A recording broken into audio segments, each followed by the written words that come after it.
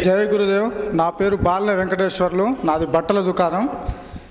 నేను 5 సంవత్సరాల క్రితమే యోగా పూజ్య శ్రీ భిక్షమయ్య గురుజీ గారి ఆధ్వర్యంలో యోగా చేసిన.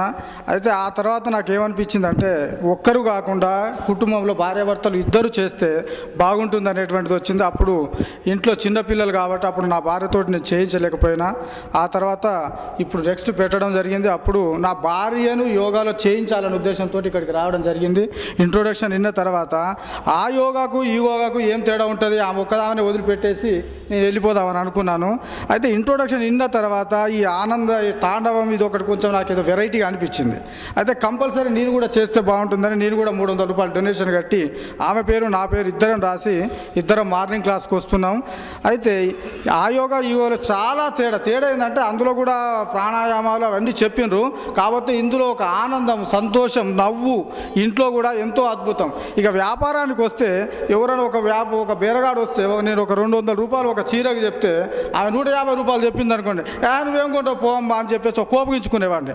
ఇప్పుడు అట్లా కాదు, ఆమెను కుసబెట్టి నవ్వించి 200 రూపాయలకు అమ్మగలుగుతున్నా. ఈ ఒక వారం రోజుల్లో నాకు వచ్చినటువంటి ఒకటి మానసికంగా ఇంత అనుభూతి. ఇక శారీరకంగా శరీరము ఒక దూది పింజల లెక్క ఏదైనా వంగి అందుకోవాలంటే ముచ్చటే లేదు. అరే ఇదో చెప్పేది, అరే తినాలి కాదు పట్టుకరారా అని చెప్పేది. ఇప్పుడు అట్లా కాదు, మనమే పోయి తీసుకొచ్చుకునేటువంటి మానసిక శారీరకంగా ఆ విధంగా మార్పు వచ్చింది.